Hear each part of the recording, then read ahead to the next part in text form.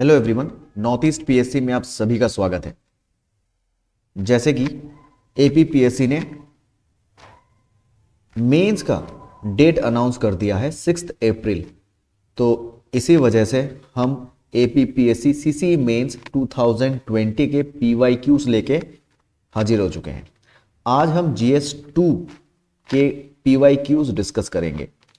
मेरा नाम अमित मंडल है और आज मैं आपको जीएस 2 के क्वेश्चंस आंसर्स, उसके क्वेश्चंस राइटिंग कैसे करने हैं, किस तरीके से क्वेश्चंस आए थे, कैसे उनको लिखना है, उनके वर्ड लिमिट और इन सारी बातों को हम आज इस वीडियो में डिस्कस करेंगे। किस तरीके से अच्छा लिखकर, थोड़ा लिखकर लेकिन अच्छा लिखकर मार्क्स कैसे ज़्यादा ला सके, किस तरह से हम गलतियों से, अपनी छोटी छोटी गलतियों से बचें, इन सब के बारे में पूरे डिटेल्स में इस वीडियो में हम डिस्कस करने वाले हैं। सबसे पहले मैं हर एक स्टूडेंट्स का जिन्होंने प्रीलिम्स क्लियर किया है उनको नॉर्थ ईस्ट पीएससी की तरफ से कॉन्ग्रेचुलेशंस, और उन सभी को जो नहीं कर पाए हैं उनको भी कॉन्ग्रेचुलेशंस, ताकि वो नेक्स्ट एग्जाम में क्वालिफाई कर सके। याद रखिए, किसी महान व्यक्ति ने कहा है, our greatest glory is not in never falling but in rising every time we fall. तो गिरना है और आगे बढ़ना है, रास्ता सीधा है और नॉर्थ ईस्ट पीएससी आपके साथ हर वक्त सपोर्ट में रहेगा। बस आप आगे बढ़ते रहिए। तो इसी विचार के साथ आज हम जीएस 2 के बारे में थोड़ा सा जान लेते हैं। तो मेंस में जीएस 2 250 मार्क्स में रहेगा। जैसे कि आपके अदर्स जीएस रहेंगे वैसे ही GS 1, GS 2, GS 3, GS 4 250 marks का रहेगा। और इसमें आपका polity, social justice, international relation, constitution, governance, ये सारे पार्ट आपके जीएस 2 में रहेंगे, जिसके मार्क्स है 250। इतना क्लियर है?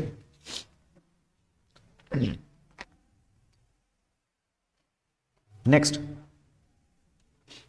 तो हम एक नया कोर्स, अभ्यास कोर्स लेके वापस आ चुके हैं और इसमें हम सिर्फ सिलेबस खत्म नहीं करने वाले, इसको पूरा डिटेल्स में समझेंगे। मास्टर राइटिंग कैसे लिखते हैं, मास्टर कैसे बन सकते हैं आंसर राइटिंग में, वो स्किल हमें अभी वो बात होनी चाहिए और इसी वजह से हम इस अभ्यास कोर्स को लॉन्च कर रहे हैं।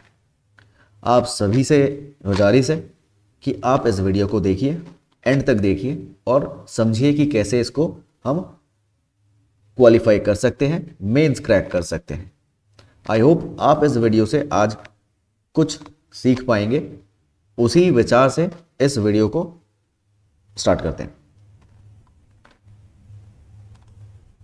तो ये रहा आपका 2020 के GS2 के PYQs, जिसमें कुछ ऐसे क्वेश्चंस आप देख सकते हैं। ये सारे क्वेश्चंस आपके GS2 में थे। तो आज का पहला क्वेश्चन, ये वाला जो क्वेश्चन जो तुमने देखा फर्स्ट, ये नंबर 1 क्वेश्चन, इसको ही हम आज डिस्कस करेंगे।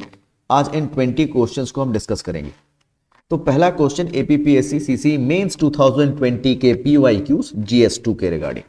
First question, constitution is workable, it is flexible and it is strong enough to hold the country together both in peace time and in war. Dr. B.R. Ambedkar. Substantiate the statement with suitable example. 150 words और marks at 10. तो पहले हम जान लेते हैं question को। तो question में क्या बोला गया है? क्वेश्चन में आपके डॉक्टर B.R. अंबेडकर के द्वारा एक कोटेशंस दिया गया है और उसको बताया गया कि उसको वेरीफाई करने के लिए उसको स्टेटमेंट उसके विद सुटेबल एग्जांपल के साथ उसको लिखने के लिए बोला गया है। तो कह रहे हैं कि हमारा जो संविधान है, कॉन्स्टिट्यूशन जो है, वो वोकेबल होना चाहिए, और वो फ्लेक्सिबल होना चाहिए और इतना स्ट्रांग होना चाहिए ताकि वो कोई भी आपदा आए, चाहे देश में शांति बनी रहे, पीस बना रहे, या फिर युद्ध के दौरान भी हमारा जो संविधान है, कॉन्स्टिट्यूशन है, वो वोकेबल हो, फ्लेक्सिबल हो और स्ट्रांग रहे। और यही क्वेश्चन आपको एक्सप्लेन करने हैं विद इन 150 वर्ड्स, जिसके मार्क्स आपको 10 दिए गए हैं। तो अगर 150 वर्ड्स में दिए गए हैं तो आपको करीब 1.5 पेज में इसको खत्म करना होगा। अब 1.5 में आपको लिखना कैसे है, इन 1 या 1.5 पेज में आपको लिखना कैसे है और कैसे वर्ड्स यूज करने हैं, वो इंपॉर्टेंट है। कहानी यहां नहीं चलेगा, तो कहानी बनाना ये गलत हो जाएगा। हम यहां कहानी बनाने नहीं आए, तो हमें सोर्सेस यूज करने होंगे। हिस्ट्री में जैसे हम सोर्सेस यूज करते हैं, वैसे ही यहां पर भी हमें सोर्सेस यूज करने होंगे। तो आ जाते हैं आंसर में। तो देखिए, the Indian constitution crafted under the leadership of doctor B R Ambedkar exemplifies adaptability, strength, ensuring national cohesion through varied challenges. अब इसका बॉडी पार्ट कैसा होगा, देखिए। अब इसके बॉडी पार्ट में जो लिखा हुआ है, flexibility in a peaceful governance, जैसे कि यहां पर फ्लेक्सिबिलिटी का क्वेश्चन दिया गया है, उसको हम अभी जस्टिफाई कर रहे हैं। क्या कर रहे हैं? फ्लेक्सिबिलिटी को, वर्केबल और स्ट्रॉन्ग एनफ, इस तीनों को हम जस्टिफाई कर रहे हैं with the help of sources, examples. पहला देखिए क्या है, flexibility in peaceful governance. Number 1, amendment. Numerous amendment example GST implementation reflects its adaptability to socio-economic changes. जब हमें जरूरत थी जीएसटी की तो हमने जीएसटी को लागू किया। याद होगा आपको 2017 में जीएसटी आया था, है ना? तो जीएसटी को हमने लागू किया, करेक्ट। तो ये सारी बातें देखिए, यहां पर क्या है, पीसफुल गवर्नेंस जब था तो हमने फ्लेक्सिबल कर दिया इसको, है ना। वैट को हमने चेंज किया और हम इसमें किसको लेके आए, जीएसटी को लेके आए, ठीक है। दूसरा, federal balance, provision for cooperative federalism, example GST council. तो हमने इसके लिए जीएसटी काउंसिल भी बनाया। तो फेडरल बैलेंस क्या होता है, इसको पहले जान लेते हैं। फेडरल बैलेंस क्या है? Federal reserve balance. Federal balance को हम फेडरल रिजर्व बैलेंस भी कहते हैं, जो जिसका काम है वीकली फाइनेंशियल स्टेटमेंट बनाना,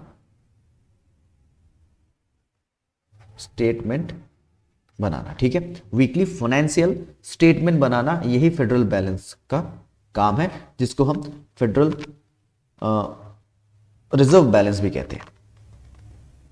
अब नेक्स्ट है स्ट्रेंथ ड्यूरिंग क्राइसिस। जैसे कि हमने पीस को जस्टिफाई किया है, अभी हमारा टाइम है वॉर टाइम। ये जो वॉर टाइम अगर है तो उसको कैसे जस्टिफाई करेंगे, उसमें हमारा संविधान कैसे काम करेगा। तो number 2, strength during crisis. Number 1 क्या, इमरजेंसी प्रोविजंस, है ना। Emergency provisions effective in time of war. Example 1971 war में जब मुक्ति योद्धा, है ना, मुक्ति योद्धा जो इंडो पाक के साथ हुआ था, जिस वक्त बांग्लादेश को हमने लिबरेट किया था, है ना। तो उस वक्त and internal disturbances, example 1975 emergency, है ना। 1975 जो इमरजेंसी लागू हुई थी ड्यूरिंग इंदिरा गांधी, तो उस वक्त ये हमारी इमरजेंसी प्रोविजंस बने थे, है ना। तो ये किस में है, हमको ये आर्टिकल्स, अगर आप आर्टिकल मेंशन कर सकते हैं और अच्छा होगा। आर्टिकल 352 टू कितना है 360, है ना। पार्ट अगर आपको याद रहे तो और भी बढ़िया है। पार्ट किस में था, पार्ट 18 में। तो ये सारी बातें, छोटी छोटी बातें हैं, आप ऐड कर सकते हैं। दूसरा, judicial safeguard ensures checks and balances. Example Keshavan Bharati case, affirming the basic structure doctrine, है ना। जुडिशियल सेफगार्ड, हमने जुडिशियल सेफगार्ड का भी देखा, जिसमें केशवन भारती केस जो कि वर्सेस स्टेट ऑफ केरला, है ना, 1973 में ये केस हुआ था, जिसमें उन्होंने क्या किया था, बेसिक स्ट्रक्चर जो है हमारे संविधान का, कॉन्स्टिट्यूशन का जो बेसिक स्ट्रक्चर है, उसको इन्होंने जस्टिफाई किया था, वेरीफाई किया था, ठीक है, उसको बैलेंस इन्होंने रखा था, ठीक है। इस केशन भारती केस को हम FR केस भी कहते हैं, मतलब फंडामेंटल राइट केस भी कहते हैं। इसका एक और नाम है फंडामेंटल राइट केस, ठीक है। जब हमने फंडामेंटल राइट्स हमने पढ़े होंगे तो उसमें जरूर केशन भारती केस का हमने नाम जरूर पढ़ा होगा, तो वो केस हम फंडामेंटल राइट केस भी कहते हैं। किसको? केशन भारती केस को, ठीक है। तो ये हो गया अपना ड्यूरिंग क्राइसिस। नेक्स्ट हो गया आपका inclusivity and rights, promote equality and justice through fundamental rights and directive principles. Next, protects minorities via cultural and educational safeguard. Example, Article 29, 30, 29 and 30. ठीक है, तो आपने अगर यहां पर भी जैसे फंडामेंटल राइट दे दिया है, यहां पर भी आप DPSP का डायरेक्टिव प्रिंसिपल स्टेट पॉलिसीज के आर्टिकल अगर मेंशन करते फ्रॉम 36 टू 51, या फिर पार्ट अगर मेंशन कर सकते हैं, पार्ट 4A, सॉरी यहां पर 4A नहीं 4 होगा, सॉरी है ना, तो क्या होगा आपका मार्क्स और कैरी कर जाएगा, है ना। तो ऐसे चीजें हमको ऐड करनी है फंडामेंटल राइट्स में, जैसे 12 टू 35, आर्टिकल 12 टू 35 पार्ट 3, है ना। तो ये सारी बातें अगर आप ऐड कर देते हैं तो उसमें मार्क्स इंक्लूड कैरी करता है। तो हमने देखा कि किस तरीके से पीस एंड वॉर के दौरान हमने एग्जाम्पल के साथ क्वेश्चंस को सॉल्व किया, तो इसी तरह से हमें सॉल्व करना है। अब कंक्लूजन में आते हैं। The constitutions flexibility allows for evolving governance while it's inherent strength preserves democracy and unity amidst crisis. Its design ensures India remains a resilient and cohesive nation. तो हमें विद इन 150 वर्ड्स में लिखना भी short है और अच्छा लिखना है विद सोर्सेस। मैंने क्या बताया, सोर्सेस, आपको सोर्सेस ऐड करने हैं। तो यहां पर हमने देखा, यहां पर कई सारे सोर्सेस हमने ऐड किए हैं, ठीक है। आपको अपना लिखना क्रिस्प रखना है, शॉर्ट रखना है, और इसी तरह से पॉइंट वाइज लिखना होगा। तो हमें याद रखना है, पहला क्वेश्चन से एक चीज हमें क्लैरिफाई कर दिया है कि भाई हमें पॉइंट वाइज लिखना होगा, जिससे हमें मार्क्स अच्छा मिलेगा। और सबसे बड़ी बात, हमें सोर्सेस ऐड करने हैं, करेक्ट। तो चले हम नेक्स्ट क्वेश्चन में। Number 2, has India's response to कोविड-19 pandemic shifted the balance of its federal structure? Justify your arguments. तो अब फेडरल जो स्ट्रक्चर है, हमने पढ़ा है कि फेडरल स्ट्रक्चर जो है हमने यूएस से लिया है ना। उनका क्या है, फेडरल है, फेडरल स्ट्रक्चर है, उनके 50 स्टेट्स है। तो उनका जो पूरा देश है, कंट्री है, वो यूनाइटेड स्टेट्स ऑफ अमेरिका, ये 50 स्टेट से बनता है, करेक्ट है। तो वैसे ही हमारा देश भी कुछ ऐसा ही है, पर पूरी तरीके से नहीं है। हमारा देश क्या है, क्वासी फेडरल है, क्वासी फेडरल है, पार्शियली है, पूरा कंप्लीट फेडरल नहीं है। तो ये जो फेडरल स्ट्रक्चर है ये हमने यूएस से ही देखकर लिया है, और ये हमारा क्वासी फेडरल है। हमारा यहाँ पर दिल्ली स्ट्रॉन्ग सबसे पावरफुल है, और बाकी जितने भी स्टेट्स हैं उनसे मिलकर बनता है हमारा कंट्री। तो वो हो गया अपना फेडरल स्ट्रक्चर, करेक्ट है। तो इसमें क्वेश्चन क्या पूछा गया, पहले क्वेश्चन समझते हैं कि हैज इंडियाज रेस्पॉन्स टू कोविड-19 pandemic shifted the balance of its federal structure? क्या कोविड-19 पेंडेमिक के बाद जो बैलेंस था, क्या वो फेडरल स्ट्रक्चर के पास चला गया? मतलब जैसे फेडरल स्ट्रक्चर होता है, हमने अभी बताया, वैसे ही चला गया। तो देखते हैं क्या क्या चेंजेस हुए। तो हमें 150 वर्ड्स में लिखना है और मार्क्स है 10।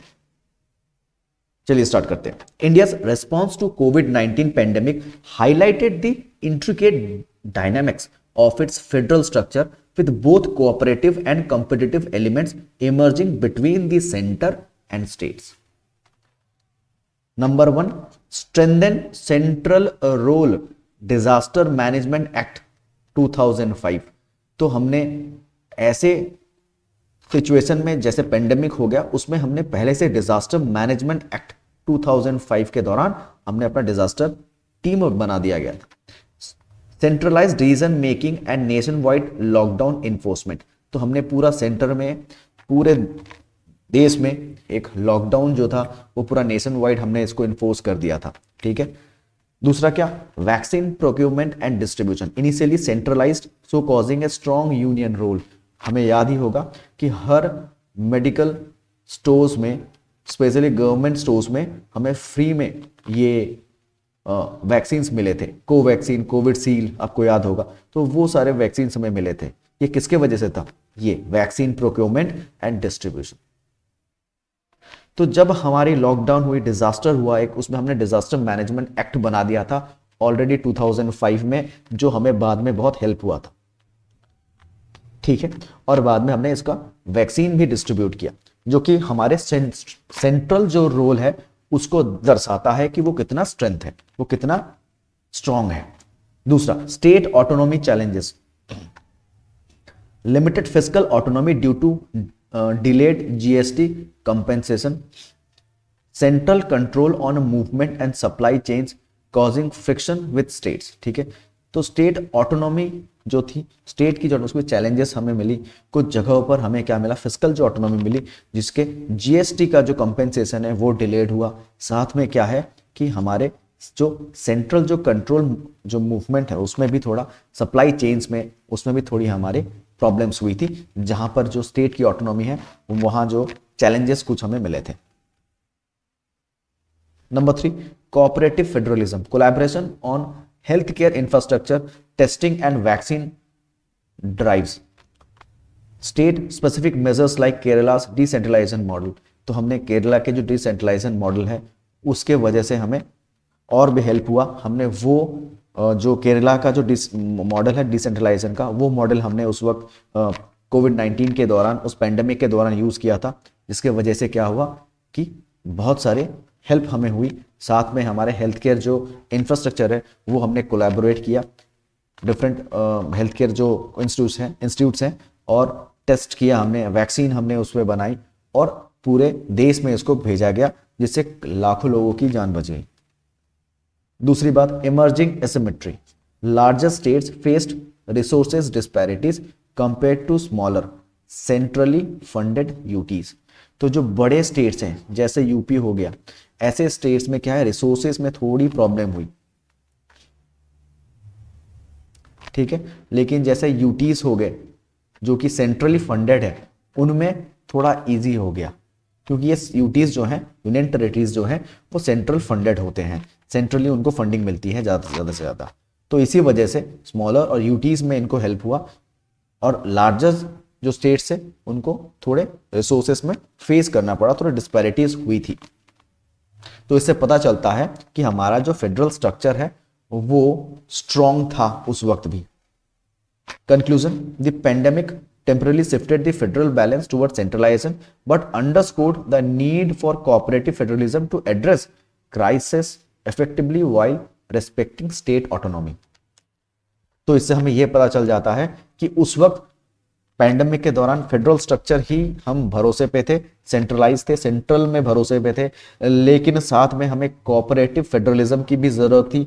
और जैसे स्टेट ऑटोनॉमी होती है उनको रेस्पेक्ट में रखते हुए हमने दूसरे जो कोऑपरेटिव जो सोसाइटीज थी उनसे हेल्प लिया और सेंट्रलाइज्ड एक वे में पैंडेमिक को रोका।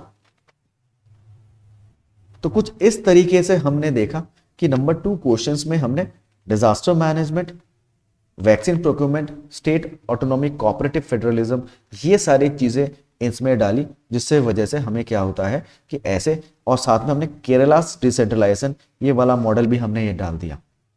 तो इन सब चीजों को ऐड करने से हमें क्या हो जाता है, मार्क्स थोड़े इजी हो जाते हैं, मार्क्स में हमें मिलने में इजी हो जाता है। नेक्स्ट चलते हैं क्वेश्चन नंबर 3 में, what does separation of powers mean and how does it work in practice. तो सेपरेशन ऑफ पावर्स क्या होता है उसके बारे में हम जानना है, ठीक है। तो हमने आर्टिकल 50 में ये पहले ही पढ़ा है ना, आर्टिकल 50 में हमने पहले ही पढ़ा है सेपरेशन ऑफ पावर्स, है ना, सेपरेशन ऑफ पावर्स हमने पहले ही पढ़ा है। तो एक बार देख लेते हैं, the doctrine of separation of powers fundamental and democratic governance ensures that legislative, executive and judicial power, क्या क्या, legislative, executive and judicial powers are exercised independently to avoid concentration of authority and uphold checks and balances. तो according to article 50, Constitution has divided our whole country into three parts: legislative, executive and judiciary। ठीक है, तो उसी के बारे में पूछा है कि भाई सेपरेशन ऑफ पावर्स किसे कहते हैं, और ये क्वेश्चंस कुछ हद तक इजी भी कह सकते हैं। ठीक है, तो अब देखिए नंबर 1 क्या है, लेजिस्लेचर्स रूल। अब लेजिस्लेटिव जो है वो क्या है, लॉ मेकिंग अथॉरिटी हो गया, जैसे enacts law such as GST etcetera. Next क्या है, oversight of executive, conduct debates, votes of confidence and parliamentary committees to ensure accountability.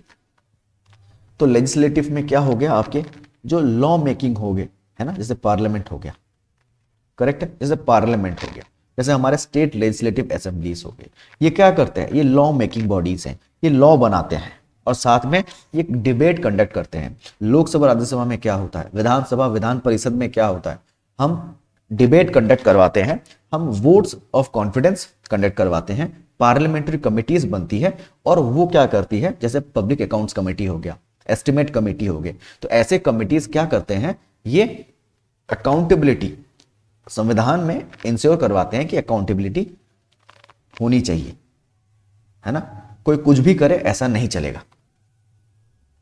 तो कोई भी हर किसी काम के लिए अकाउंटेबिलिटी है, उसको ये ध्यान में रखना है कि दूसरों को मुझे जवाबदारी देनी होगी।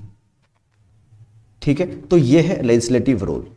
दूसरा आ जाते हैं हम एग्जीक्यूटिव रोल में, जिसमें क्या है, पॉलिसी इंप्लीमेंटेशन। अब लॉ तो बन गया पर उसको इंप्लीमेंट कैसे करेंगे, तो एग्जीक्यूट करना होगा, तो पॉलिसी इंप्लीमेंट करना होता है, जिसमें executes law such as implementing welfare schemes like MGNRGA, Mahatma Gandhi national rural employment guarantee act.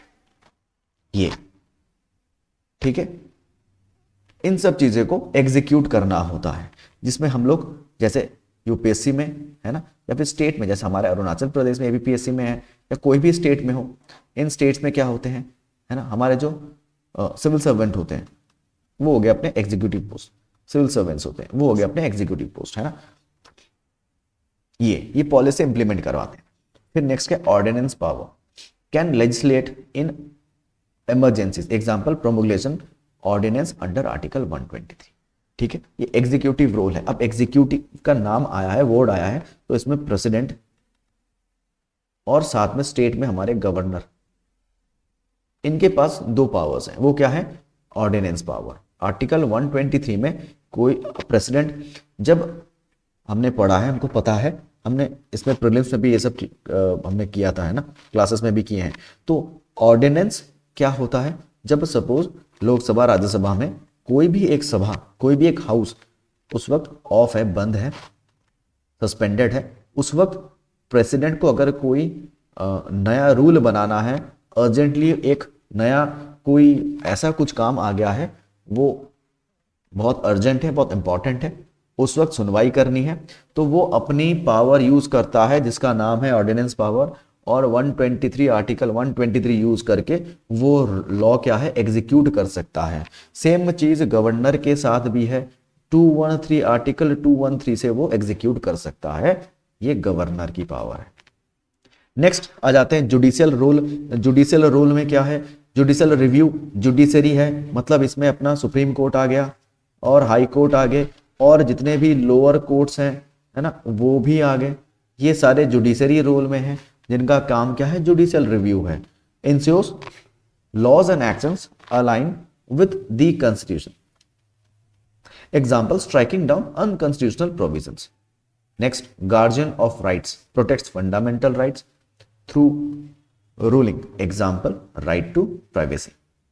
तो जुडिशरी क्या है, जुडिशरी हमने जैसे बताया सुप्रीम कोर्ट, हाई कोर्ट हो गया, या कोई भी लोअर कोर्ट है, जो क्या है, गार्जियन है। किसका गार्जियन है, पहला हमारे संविधान का गार्जियन है, अपने लेजिस्लेटिव जो रोल है उनका गार्जियन है, और साथ में हमारे कुछ जो हमें पावर्स मिलती हैं जैसे कि फंडामेंटल राइट्स हैं, उनको इंश्योर करता है ताकि उनका उल्लंघन, वायलेशंस ऑफ फंडामेंटल राइट ना हो, उसको दिमाग में रखता है कौन, जुडिशियल, और उसी की हेल्प करता है।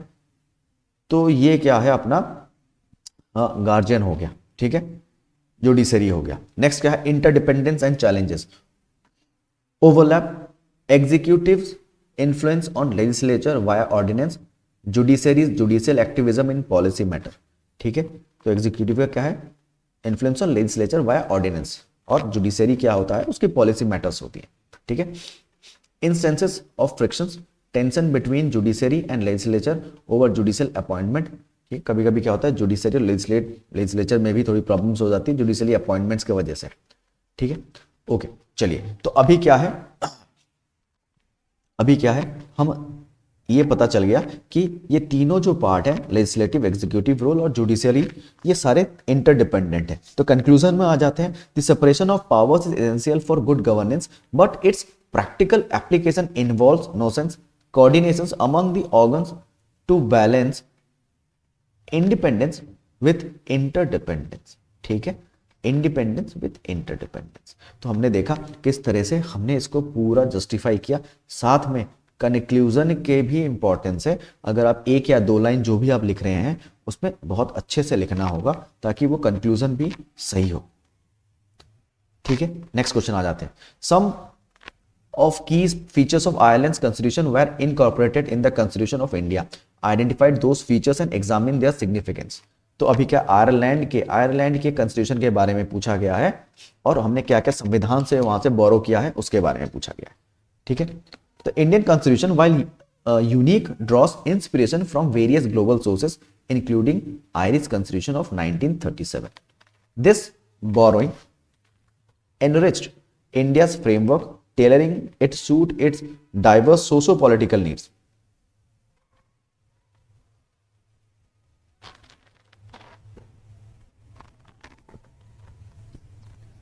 की फीचर अडॉप्टेड, तो क्या क्या फीचर्स हमने अडॉप्ट किया, जो सबसे इंपॉर्टेंट है वो क्या है, DPSP, directive principle state policies, है ना।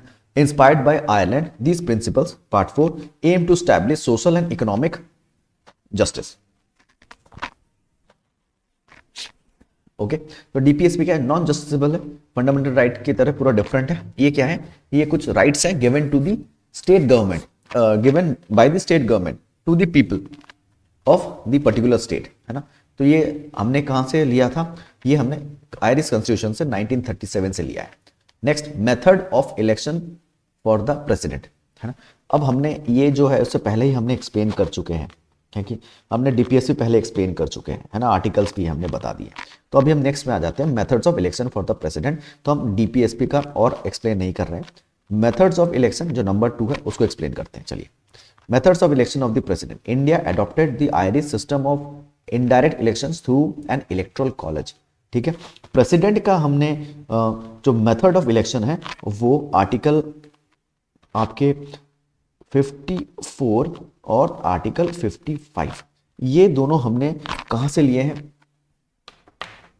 ये हमने कहां से लिए हैं, ये हमने आयरिश कॉन्स्टिट्यूशन से लिए 1937 में, जिसमें method of election of the president ये मेंशन्ड है। और हमारे संविधान में, हमारे कॉन्स्टिट्यूशन में आर्टिकल 54, 55 में मेथड जो इलेक्शंस के मेथड है वो है। ठीक है, 54 में क्या है, इलेक्शंस ऑफ प्रेसिडेंट बोला गया है, और 55 में क्या बताया गया है, manner of election of president. ठीक है, इसमें क्या है, manner of election of president. ठीक, ये बताया गया है। तो हमें पता है कि प्रेसिडेंट का इलेक्शन कैसे होता है, लोकसभा प्लस राज्यसभा और किसके साथ, प्लस स्टेट लेजिस्लेटिव असेंबली। ठीक है, स्टेट लेजिस्लेटिव असेंबली। लेकिन इसमें क्या है, जो legislative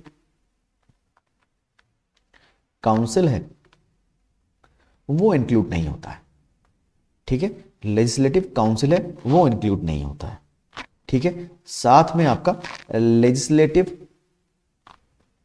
assembly of union territory of Delhi and Puducherry, correct है। तो लेजिस्लेटिव तो प्रेसिडेंट का इलेक्शन के बारे में पूछे तो आप ना आर्टिकल भी मेंशन कर देंगे तो वो भी बहुत बढ़िया हो जाएगा। तो उसमें आर्टिकल मेंशन कर दीजिए। तो उसमें क्या हो जाता है कि अगर आप आर्टिकल मेंशन कर देते हैं तो ये आर्टिकल आप मेंशन कर देते हैं तो मार्क्स बढ़ जाते हैं। है 54 मेंशन कर दिया और लिख दिया कि 54 जो है वो इलेक्शन ऑफ द प्रेसिडेंट है और 55 जो है manner of election of president है, जो कि हमने आयरिश गवर्नमेंट से लिया है और जिसमें लोकसभा, राज्यसभा और state legislative assembly excluding legislative council plus legislative assembly of union territory of Delhi and Puducherry. ठीक है, तो ये था अपना इलेक्टोरल कॉलेज। ओके, नेक्स्ट क्या है, nomination of members of Rajya Sabha. Similar to Ireland, the Indian president nominates members for their expertise in the specific field, Article 18 है ना। जो 12 जो थे है ना, 12 जो members हम लेते हैं डिफरेंट फील्ड से एक्सपर्टीज, वो है ना, राइटर, कोई साइंटिस्ट है, रिसर्च वर्क है, तो सोशल वर्कर है, ऐसे में जो फेमस जो फील्ड में हम 12 लोगों को प्रेसिडेंट ले सकता है और आर्टिकल 80 में ये भी आयरलैंड से लिया गया है ना। लोकसभा से जो पहले 2 थे एंग्लो इंडियन, अभी वो नहीं है, अभी वो नहीं है, उसे अबॉलिश कर दिया गया, बंद करवा दिया गया। Next, significance of these features. DPSP guides state policies towards equitable development reflected in laws like MGNREGA and a right to education। ठीक है, तो DPSP क्या करता है, ये पॉलिसी मेकिंग है जो कि स्टेट में उनके डेवलपमेंट, पब्लिक की हेल्प, पब्लिक की डेवलपमेंट और लॉज जो है जैसे कि MGNREGA, Mahatma Gandhi national rural employment guarantee act और राइट टू एजुकेशन, इन सब में वो हेल्प करता है। President election ensures democratic representation across state and center. Next, nomination to Rajya Sabha strengthens legislative debates by including experts. तो इस तरीके से हमारे जो सिग्निफिकेंसेस है इन फीचर्स के, जो क्या है, तो हमने देखा कि पहले हमने इनको मेंशन किया कि फीचर्स क्या क्या हैं और उनको सिग्निफिकेंस सिग्निफाई भी किया कि क्या क्या हेल्प हो सकता है। ठीक है, नेक्स्ट क्या है, adaptation for Indian context. DPSP while non justiciable, जैसे कि मैंने पहले ही बता दिया था, align with fundamental rights to ensure welfare and balance enforceability. ठीक है, conclusion, the Irish features enriched the Indian constitution by embedding socio-economic goals and inclusive governance, demonstrating how external influences can be customized to foster national unity and progress. Next आ जाते हैं, how does Indian parliament exercise control over the executive, discuss. 150 words और कितने marks है, 10 marks है।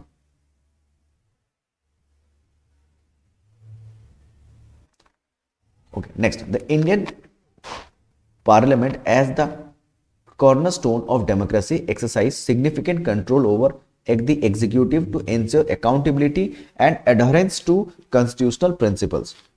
ठीक है, अब क्या, Indian parliament exercise control over executive, किस तरह से इंडियन पार्लियामेंट एग्जीक्यूटिव के ऊपर अपना कंट्रोल दिखाती है, वो उसके ऊपर है।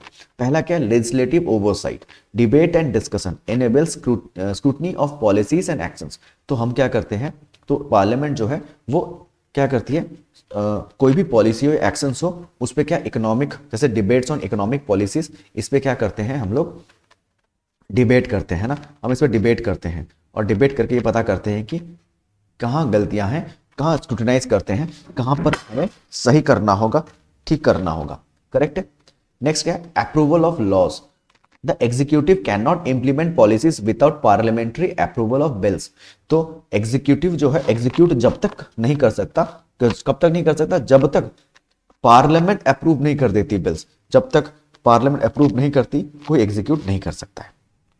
ठीक है, नेक्स्ट क्या, फाइनेंशियल कंट्रोल, बजट अप्रूवल, है ना, बजट अप्रूवल जिसको हम क्या कहते हैं, एनुअल फाइनेंशियल स्टेटमेंट। करेक्ट है, कौन से आर्टिकल में, आर्टिकल बताइए, आर्टिकल इसमें आर्टिकल 112। तो इसमें आर्टिकल में हमने ये पता है कि हमारे संविधान में, कॉन्स्टिट्यूशन में बजट बोल के कुछ नहीं है, वर्ड, ये टर्म जो है ये है एनुअल फाइनेंशियल स्टेटमेंट, ये टर्म दिया गया है। करेक्ट है, तो बजट अप्रूवल जो parliament sanctions government expenditure and revenue collections. ठीक है, जो पार्लियामेंट क्या करता है, गवर्नमेंट एक्सपेंडिचर रेवेन्यू कलेक्ट करता है। दूसरा क्या, public accounts committee, PAC, pack, reviews audit conducted by the controller and auditor general. अब हमने पीएसी के बारे में पढ़ा है। पीएसी जो है ये क्या पब्लिक अकाउंट्स कमेटी है, जिसमें 22 मेंबर्स होते हैं, है ना। इसमें 15 जो है वो लोकसभा से हैं और 7 जो है वो राज्यसभा से हैं, ठीक है।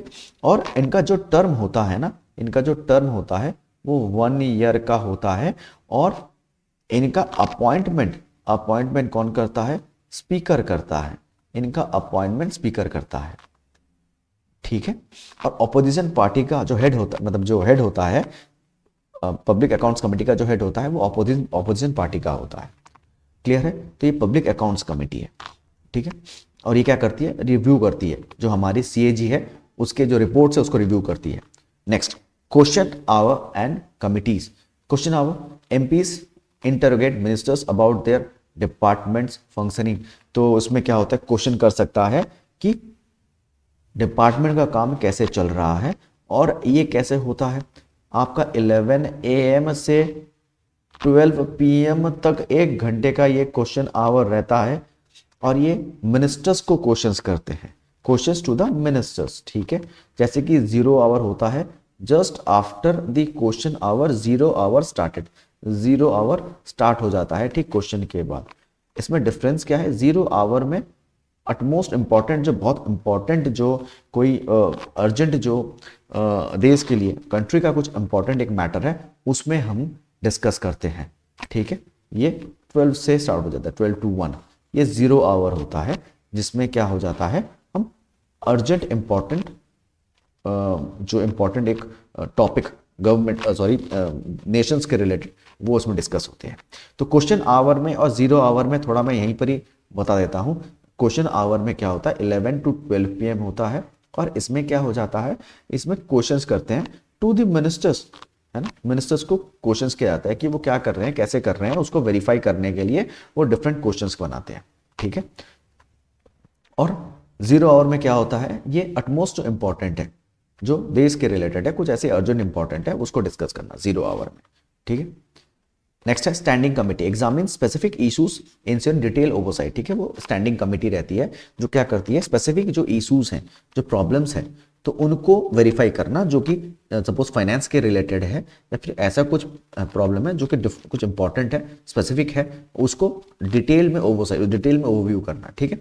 नेक्स्ट आता है मोशन मैकेनिज्म। जैसे मोशंस हमारे देश, हमारे पार्लियामेंट में 6 मोशंस होते हैं, जिसमें से एक हो गया आपका नो कॉन्फिडेंस मोशन, ठीक है। और ये जो मोशंस है हमारे क्या है? रूल बुक में लिखे हैं, ये संविधान में कहीं नहीं लिखा है, पार्लियामेंट के रूल बुक में लिखा है। तो नो कॉन्फिडेंस मोशन है, can led to the executive removal of its majority is lost, ठीक है। तो एनसीएम जो है, हमें एक चीज याद रखनी है, ये लोकसभा में सिर्फ ऐड होता है, लोकसभा में कर सकता है, राज्यसभा में नो कॉन्फिडेंस मोशन नहीं होता है। एनसीएम नो कॉन्फिडेंस मोशन ये राज्यसभा में नहीं होता है, और सिर्फ लोकसभा में ही इसको ऐड कर सकते हैं, ठीक है।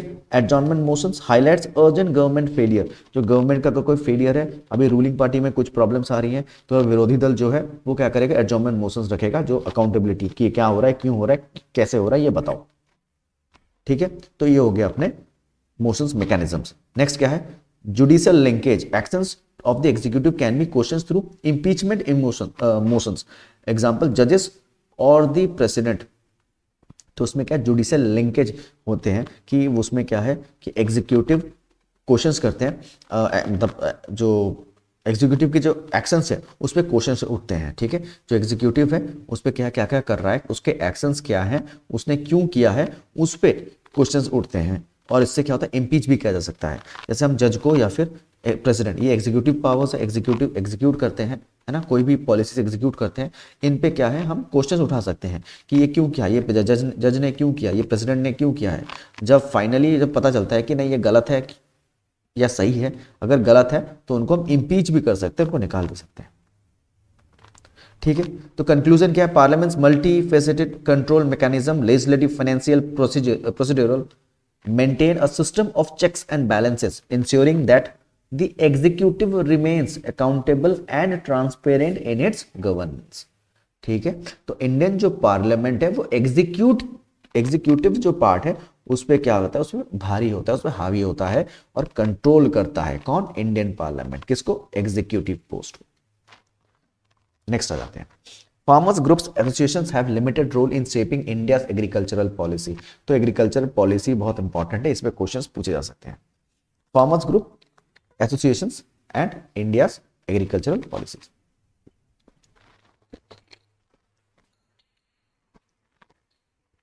ओके, स्टार्ट करते हैं। Farmers group play a crucial role in representing the agricultural communities interest, yet their influence on shaping India's agricultural policies remains limited. Structural, organizational, and systematic challenges hinder their full potential. ठीक है, number 1 क्या है? Limited representations. कैसे? Farmers का group है, उसको वो limited role है, लेकिन उसका एक बहुत बड़ा रोल है एग्रीकल्चरल जो पॉलिसीज है, देश की जो पॉलिसीज है। जैसे कि हम एग्रो बेस्ड इंडस्ट्रीज पहले से थे, तो एग्रो बेस्ड इंडस्ट्रीज से हम धीरे धीरे करके सर्विस सेक्टर में शिफ्ट हो रहे हैं, पर जो हमारा प्राइमरी सेक्टर है, एग्रीकल्चर जो सेक्टर है, उसका रोल बहुत बड़ा है। लेकिन फिर भी हमारे जो फार्मर्स ग्रुप है, उसका एक लिमिटेड रोल बना दिया गया। क्यों? वही हमें एक्सप्लेन करना है। पहला क्या है? Limited representation. Fragmentation of farmers association prevents unified advocacy for policy changes. तो अभी क्या है, हमारे जो फार्मर्स हैं उनके ग्रुप क्या है, अलग अलग हो गए हैं, जो कि यूनाइट नहीं हो पाते हैं। इसी वजह से एक मास, एक बड़ा सा एक बॉडी नहीं बन पाता है, यूनिफाइड नहीं हो पाते हैं। दूसरा क्या है? Lack of political influence. हमारे फार्मर्स ग्रुप में क्या हो जाता है, उसमें क्या है, resources and networks to influence policy makers effectively. तो ये क्या है, farmers group often lack the resources and network to influence policy makers. ठीक है, जो पॉलिसी मेकर्स है उन तक बात नहीं पहुंच पाती है, क्योंकि हमारे पास रिसोर्सेस ठीक से नहीं होते हैं, तो हम पॉलिटिकली इन्फ्लुएंस नहीं कर पाते हैं। जिसी वजह से क्या हो जाता है, हमारा रोल जो है, फार्मर्स का जो रोल है, वो लिमिटेड हो जाता है। Policy bias. Policy makers prioritise industrial and urban sectors, sidelining farmer centric reforms. तो हमारी जो पॉलिसी मेकर्स है वो प्रायोरिटाइज करती है इंडस्ट्रीज को और अर्बन सेक्टर्स को, क्योंकि हमने पता है, अभी बताया कि हम धीरे धीरे सर्विस सेक्टर्स में इंक्लूड होते जा रहे हैं। सर्विस सेक्टर में अभी हम क्या कर रहे हैं, आगे बढ़ रहे हैं, है ना। तो इसी वजह से क्या हो जाता है, हमारा जो मैन्युफैक्चरिंग और जो सर्विस सेक्टर है वो आगे बढ़ रहा है, क्योंकि जो भी डेवलप्ड कंट्रीज है वो इन्हीं दो पे टिकी हुई है। इसकी वजह से क्या है, फार्मिंग जो ग्रुप है, जो प्राइमरी सेक्टर है, वो पीछे चले जा रहा है, जिसके वजह से हम धीरे धीरे पढ़ रहे हैं। ठीक है, तो पॉलिसी मेकर्स है वो प्रायोरिटाइज किसे करते हैं, इंडस्ट्रीज को, अर्बन सेक्टर्स को। क्लियर है। Next number 4, inadequate resources, insufficient funding and organisational support constraint these groups ability to mobilise. तो हमारे क्या है, हमारे जो फार्मर ग्रुप्स एसोसिएशन है उनको फंडिंग इनसफिशिएंट होता है, पूरी तरह से फंडिंग नहीं मिल पाती है, जिस वजह से क्या होता है, हमारे क्या है, मोबिलाइज नहीं कर पाता है, आगे नहीं बढ़ पाते हैं, ये ग्रुप आगे नहीं बढ़ पाती है, उनको पैसे की जरूरत होती है। दूसरा क्या है, लो अवेयरनेस। तो farmers limited understanding of policies reduce collective bargaining strength. तो अभी क्या है, हमारे जो अवेयरनेस है वो बहुत कम है, सरकार कर तो रही है लेकिन उसको ठीक से अवेयरनेस नहीं पहुंच पा रहा है, जिसके वजह से क्या हो जाता है कि जो ग्रुप है, फार्मिंग ग्रुप है, वो पीछे रह जाता है। दूसरा, success stories, movement like MSP, है ना, advocacy, minimum support price and regional protects highlights their potential but remain sporadic. तो सक्सेस स्टोरीज जो है, जैसे कि हमारे एमएसपी जो है, मिनिमम सपोर्ट प्राइस है ना, रीजनल जो प्रोटेस्ट जो है वो हाईलाइटेड नहीं हो पाती है, और वो क्या हो जाती है, एक छोटी सी जगह पे ही रह जाती है। तो इसके वजह से क्या हो जाता है कि सक्सेस स्टोरीज वापस सामने नहीं आती है, और ये जो ग्रुप है, फार्मिंग ग्रुप है, ये पीछे रह जाता है। तो धीरे धीरे करके फार्मर्स जो है वो कम होते जा रहे हैं, फार्मिंग कम होती जा रही है। तो एक पहले जो क्या था, एक पीढ़ी से दूसरी पीढ़ी तक ये फार्मिंग जो है वो चलता रहता था, अब क्या है, ये थोड़ा कम हो गया है, जिसका जो परिणाम होगा, रिजल्ट होगा, वो इन फ्यूचर थोड़ा खराब हो सकता है। ठीक है, तो कंक्लूजन में आ जाते हैं। Despite their limited role, strengthening farmers group through better organisation, resources allocations and policy literacy can enhance their impact on India's agricultural policy. Empowered associations are vital for inclusive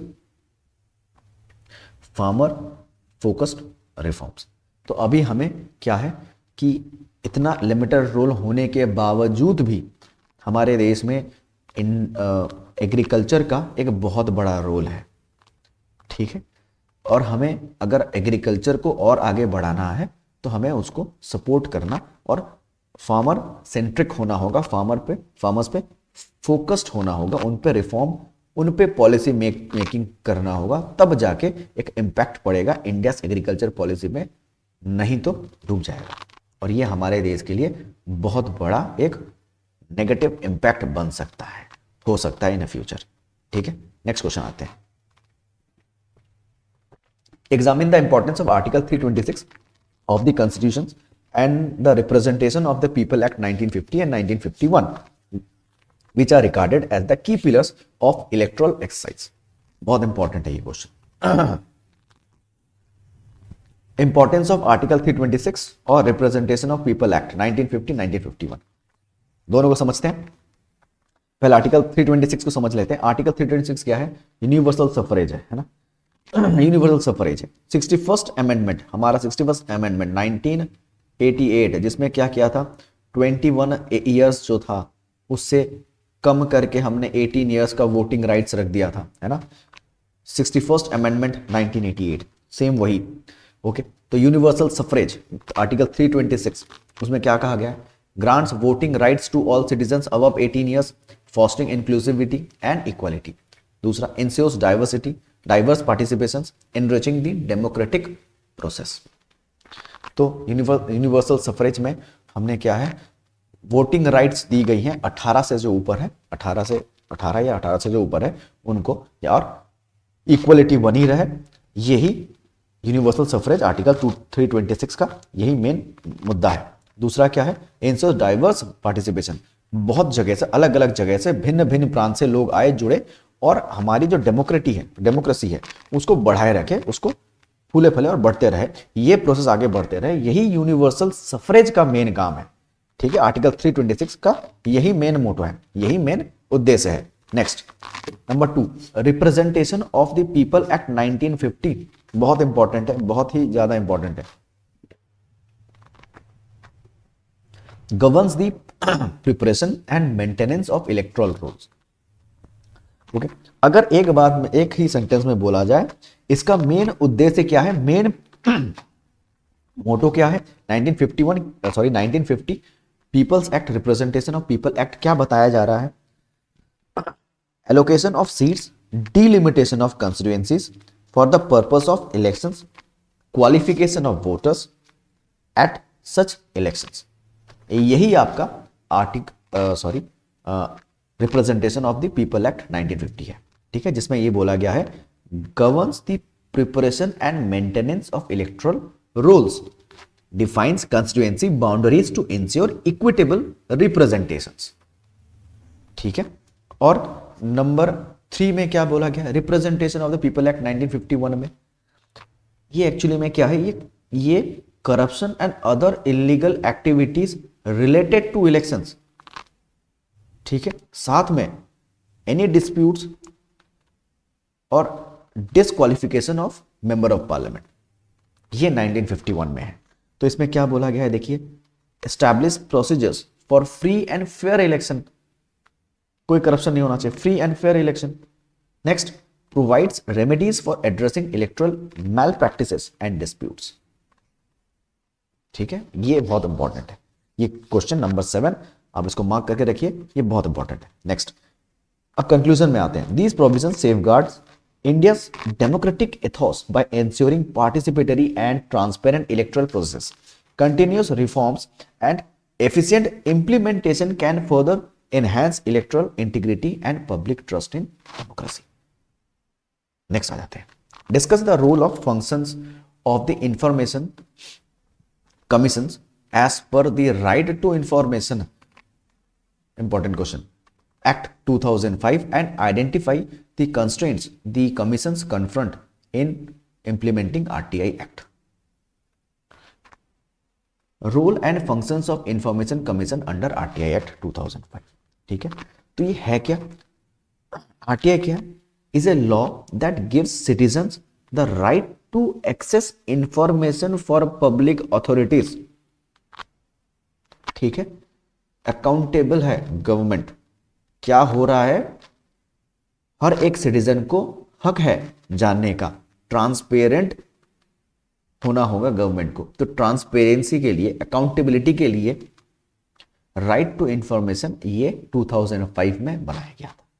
ठीक है, तो जून 15 2005 को ना ये क्या है, ये पास हुआ था, पास्ट इन जून 15 2005, और अक्टूबर 12 2005 में, अक्टूबर 12 2005 में ये एक्ट बना, इंप्लीमेंट हुआ। ठीक है, तो ये इंप्लीमेंट हो गया था।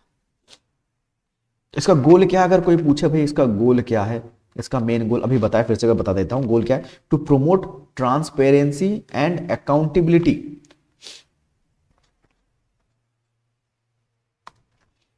है ना, transparency and accountability in the government, contain corruption, empower citizen and make democracy work for the people, कि डेमोक्रेसी को सही ढंग से चलाना, यही आरटीआई एक्ट 2005 का मूल उद्देश्य है, गोल है।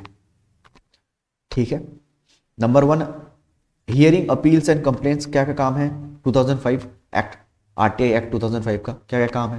पहला, address grievances regarding denial of information by public authorities, public authority क्या अगर नहीं करे, नहीं बताए, तो उसमें क्या ग्रीवांसेस भी हो सकते हैं। ठीक है, अगर वो डिनाई करता है कि नहीं बताऊंगा, कोई भी पब्लिक अथॉरिटी है, गवर्नमेंट अथॉरिटी है, वो ना करे तब। Next, ensure compliances with RTI provisions. ठीक है, जो कोई भी कंप्लायंसेस है वो आरटीआई प्रोविजंस के द्वारा पूरा शो करना होगा। ठीक है, नेक्स्ट नंबर 2 क्या, overseeing implementation, monitor the implementation of the RTI act across various government bodies, different जो कितने भी गवर्नमेंट बॉडीज है उनको मॉनिटर करना, उसको इंप्लीमेंट करना, किस तरीके से वो काम कर रहे हैं, गवर्नमेंट बॉडीज काम कर रही है। दूसरा क्या है, to promote awareness and educate citizens about their rights, कि ताकि आरटीआई एक्ट में ये बताया गया है कि कोई भी काम गलत हो रहा है या आपके को पता नहीं है, वो आप आरटीआई एक्ट के द्वारा आप क्या कर सकते हैं, किसी भी गवर्नमेंट में जाके आप अपील कर सकते हैं कि मुझे पूरा इंफॉर्मेशन चाहिए, ये कैसे हुआ। ठीक है, दूसरा क्या, advisory role, advise the government on matters related to information policies, RTI act क्या करती है, ये एक एडवाइजरी रोल बनाती है, एक एडवाइजरी एक ऑर्गेनाइजेशन है जो एडवाइस करती है गवर्नमेंट को किस तरीके से जो इंफॉर्मेशन जो पॉलिसीज है किस तरीके से उस मैटर को सॉल्व कर सके। ठीक है, उसको हेल्प कर सके। Recommend amendments to enhance the effectiveness of the RTI act. ठीक है, किस तरीके से अमेंड कर सके, संविधान में कुछ अमेंडमेंट सुधार कुछ भी करना है तो वो अमेंड कर सके, तो उसके लिए आरटीआई एक्ट क्या करती है, बहुत इफेक्टिव है। नेक्स्ट, इम्पोजिंग पेनल्टीज, अगर कोई गलत काम कर रहा है, कोई भी ऑफिशियल्स हो, गवर्नमेंट ऑफिशियल्स हो, है ना, नॉन कंप्लायंस कर रहा है, मिसकंडक्ट कर रहा है, उसके लिए क्या है, पेनल्टीज लागू कर सकती है। Ensure deterrence against arbitrary denial of information, अगर कोई आर्बिटरी डिनायल मतलब कोई भी इंफॉर्मेशन डिनाई करता है तो उसके लिए क्या है, उसके लिए क्या होगा कि आपको पेनल्टी देना पड़ता है। ठीक है, वो पेनल्टी आपको स्टार्ट हो जाता है। नेक्स्ट, कंस्ट्रेंट, क्या क्या प्रॉब्लम्स आ सकती है। ठीक है, resources limitations, insufficient funding and staffing hinder effective functioning. RTI act कहां प्रॉब्लम हो जाती है, जब फंडिंग ठीक से नहीं होती है या स्टाफ की हिंडर हो जाती है, स्टाफ हिंडरेंस हो जाती है, तब इसकी इफेक्टिव जो फंक्शनिंग है वो धीरे धीरे कम हो जाती है।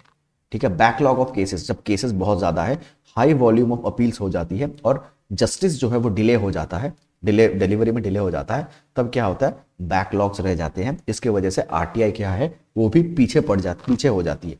ठीक है, वो भी क्या हो जाती है, बैकफुट में हो जाती है। लैक ऑफ अवेयरनेस, अगर आरटीआई के बारे में गवर्नमेंट के ये जो नया एक्ट है 2005 का, आरटीआई के बारे में पब्लिक अवेयरनेस ना हो, पब्लिक के पास लिमिटेड अंडरस्टैंडिंग हो इसके रिगार्डिंग, तो क्या हो जाता है, इसको यूटिलाइज कोई भी नहीं कर पाएगा। जब तक अवेयरनेस नहीं होगी तब तक क्या होगा, इसके बारे में पता करना मुश्किल हो जाता है, तो फिर ये आगे नहीं बढ़ पाएगा। तो एक बहुत बड़ी हिंडरेंस है। Political interference, pressure from the authorities can compromise impartiality. ठीक है, अब क्या है, ये बहुत बड़ी प्रॉब्लम है। ठीक है, पॉलिटिकल इंटरफेरेंस हो जाता है, तब क्या हो जाता है कि इम्पार्शियलिटी हो जाती है, पार्शियल हो जाता है।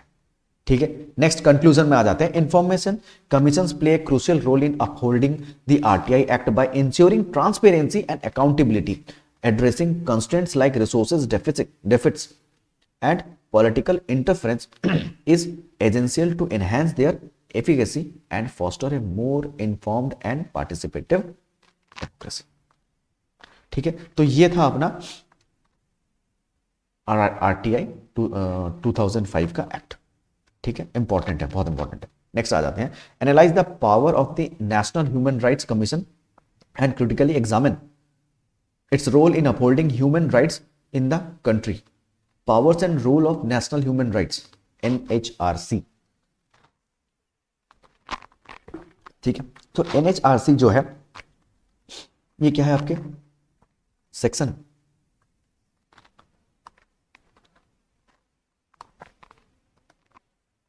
12 है ना, क्या है सेक्शन 12 में है ये ह्यूमन राइट एक्ट 1993 के दौरान सेक्शन 12 में ये बताया गया है। ठीक है, क्या है, national human rights commission is tasked with promoting and protecting human rights in India. It serves as a watchdog against human rights violation. ठीक है, ओके, तो इसके बारे में थोड़ा सा पहले जान लेते हैं, फिर उसके बाद हम लोग इसको सॉल्व करेंगे पूरा।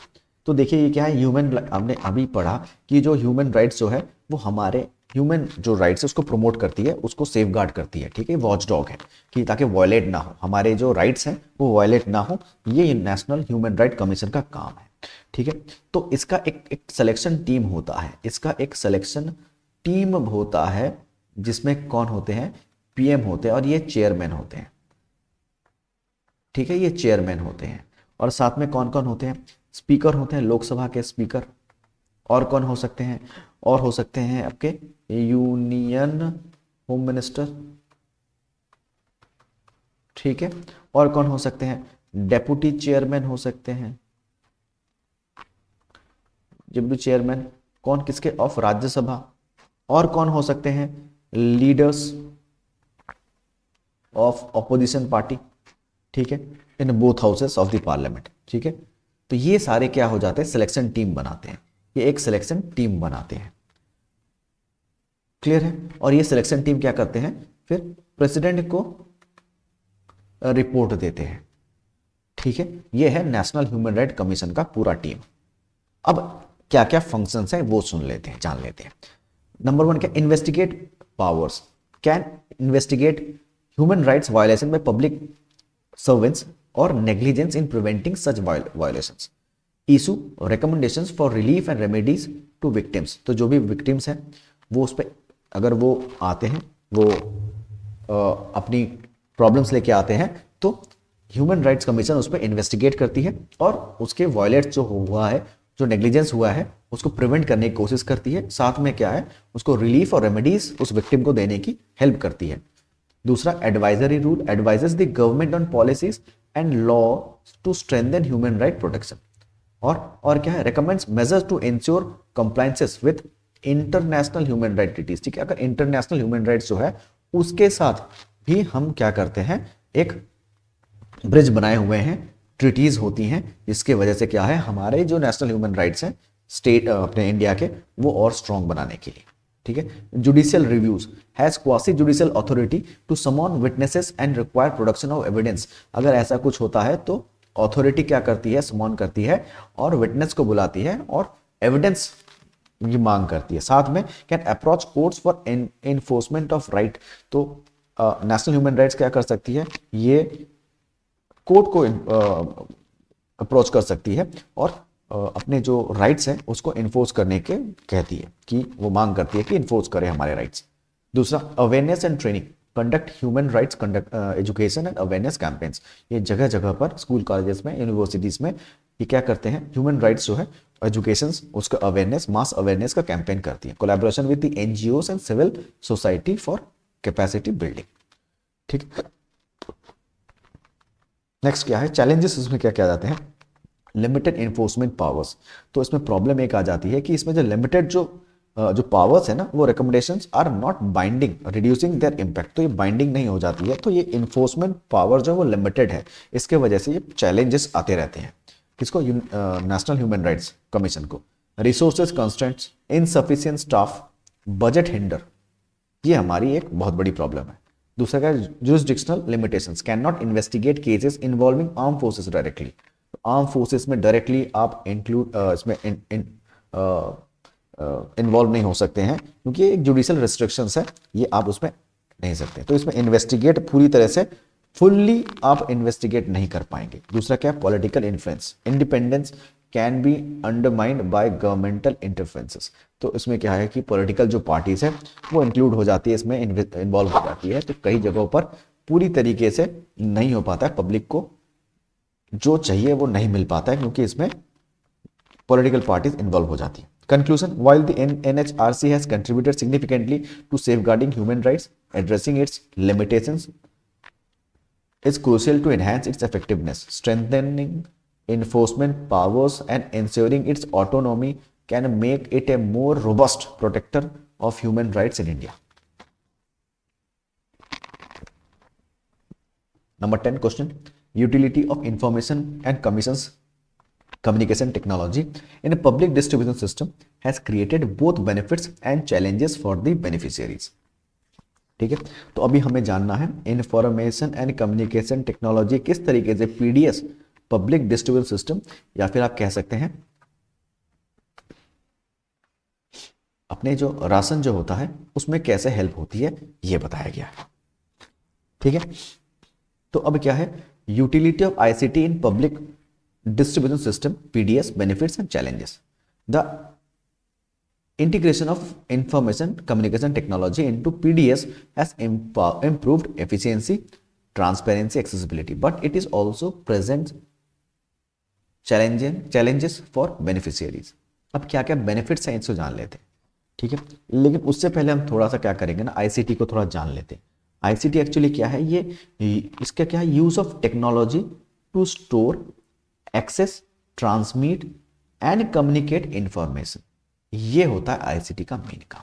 तो क्या है इसका काम? क्या है कि टेक्नोलॉजी को स्टोर करना, उसमें क्या है इसको एक्सेस करना, ट्रांसमिट करना, कम्युनिकेशन, इंफॉर्मेशन, कोई भी चीज़ें हैं उसको स्टोर करके रखते हैं इंफॉर्मेशन को, फिर उसको एक्सेस भी कर सकता है कोई भी जब भी ज़रूरत पड़े, और साथ में क्या है ट्रांसमिट भी कर देते हैं, कहीं भी अगर इस इंफॉर्मेशन को भेजना है तो भेज भी सकते हैं, ये कम्युनिकेट भी कर सकते हैं।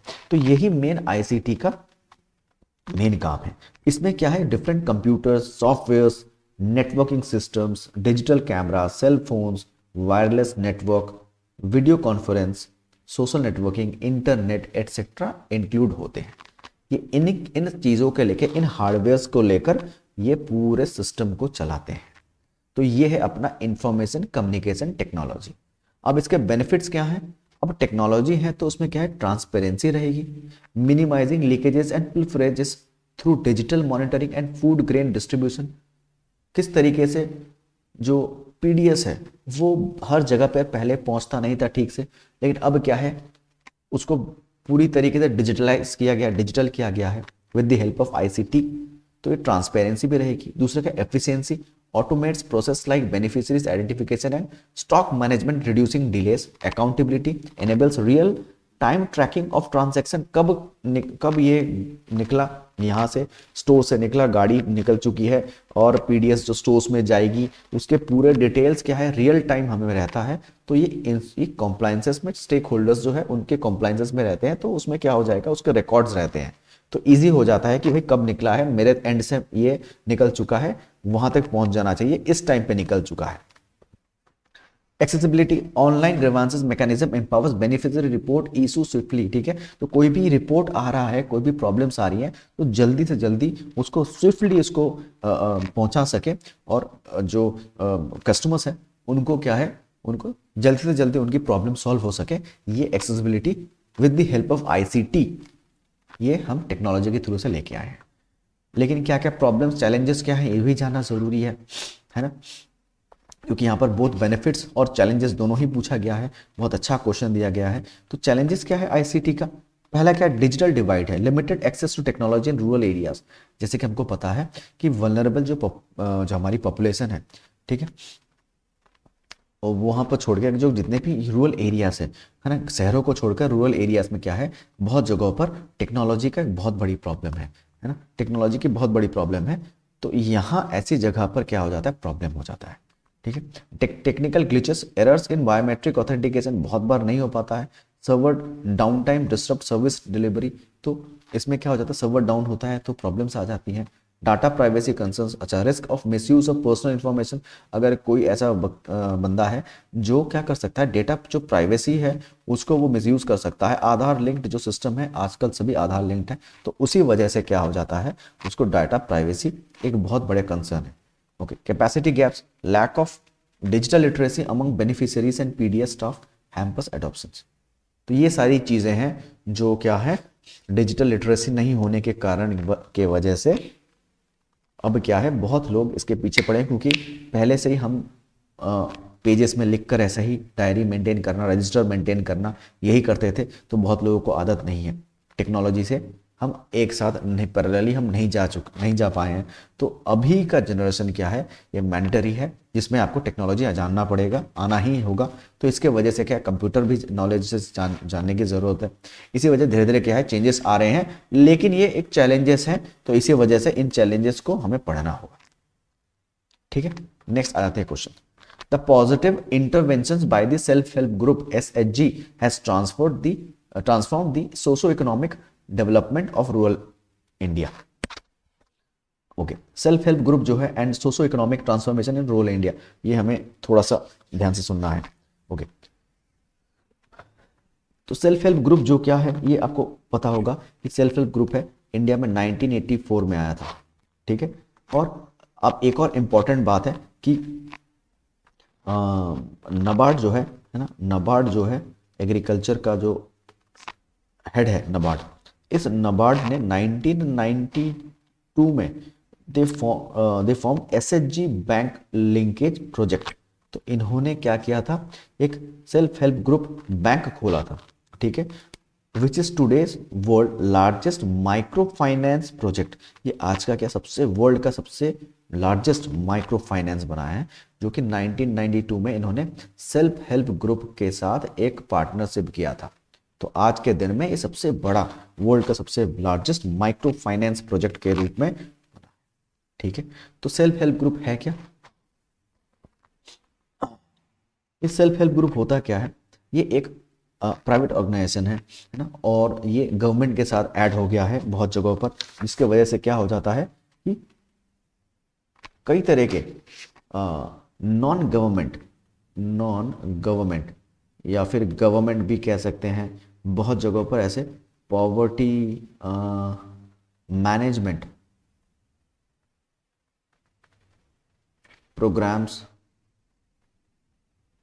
है ना, फिर जैसे कि आपका state and commercial banks, micro finance जैसे कि नबार्ड है, माइक्रो फाइनेंस इंस्टीट्यूशंस, ये सब की हेल्प से एक एसएचजी ग्रुप क्या करता है, कई लोगों तक पहुंच चुका है और गांव तक, रूरल एरियाज तक पहुंच चुका है। उनके जो सोशो इकोनॉमिक जो ट्रांसफॉर्मेशन, जो बहुत एक ह्यूज चेंज हुआ है। ठीक है, ये क्या क्या हेल्प करता है थोड़ा देख लेते हैं। Self help group have become instrumental in transforming rural India by fostering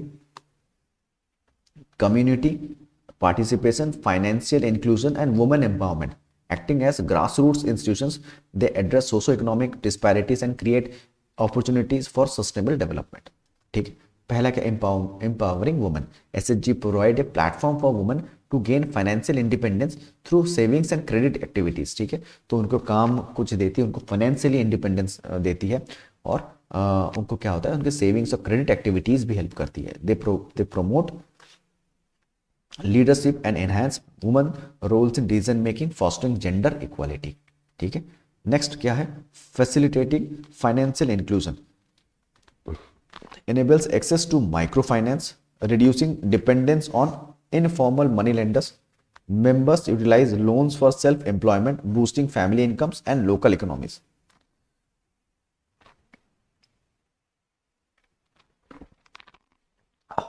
तो मेंबर्स क्या है, लोन्स ले सकते हैं अपनी सेल्फ एम्प्लॉयमेंट के लिए, अपनी फैमिली बूस्ट कर सकते हैं, और अपनी लोकल जो इकोनॉमी है उसको बिल्डअप कर सकते हैं, उसको बढ़ा सकते हैं। Enhancing livelihoods, promote income generating activities like agriculture, handicraft, small scale business, इसको अपने बढ़ावा दे सकते हैं। Provide skill development training to improve productivity and market competitiveness. ठीक, strengthening social capital acts as forums for spreading awareness about health, education and government schemes, foster solidarity and collective problem solving within communities. Number 5, reducing poverty and migration. By improving income levels, SHG help reduce rural poverty and dependencies. Create local opportunities, curbing seasonal migration to urban areas. तो SHG group क्या है? Revolutionized rural socio-economic landscapes by empowering individuals and building resilient communities. Enhancing SHG access to financial resources, infrastructures and market linkages will further their transformative role ensuring equitable and sustainable rural development. Next, the atrocities against SC and STs are ensuring in the country and even the conviction rates remains low.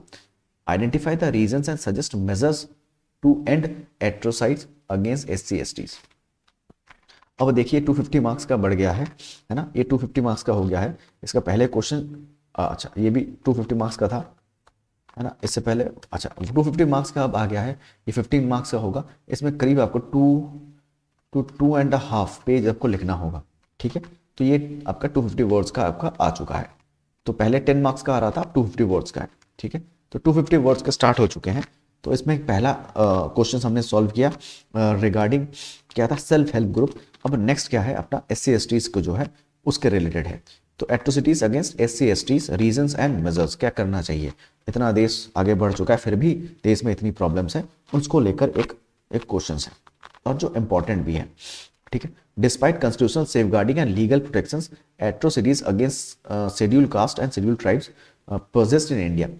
Rising cases of low conviction rates highlights the challenges in ensuring justice and equality for their marginalized communication.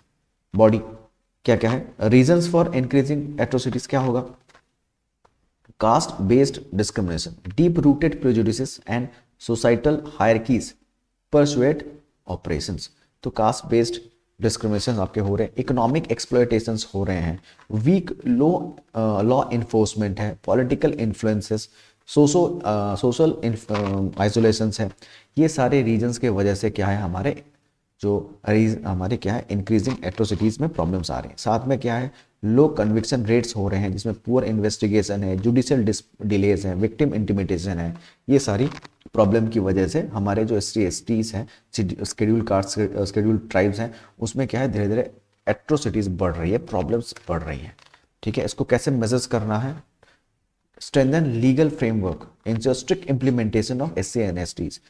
ठीक है, इसको ये act 1989 ये जो बना था इसके regarding क्या है, इसको हमें लीगल जो फ्रेमवर्क है उसको स्ट्रेंथन करना होगा, स्ट्रॉन्ग बनाना होगा। पुलिस रिफॉर्म्स लाने होंगे, एम्पावरमेंट इनिशिएटिव लाने होंगे, कम्युनिटी अवेयरनेस लाना होगा कि ऐसे कुछ मिसकंडक्ट हो रहा है तो उसमें क्या है वो पुलिस को बताए, वो लॉ का हेल्प ले।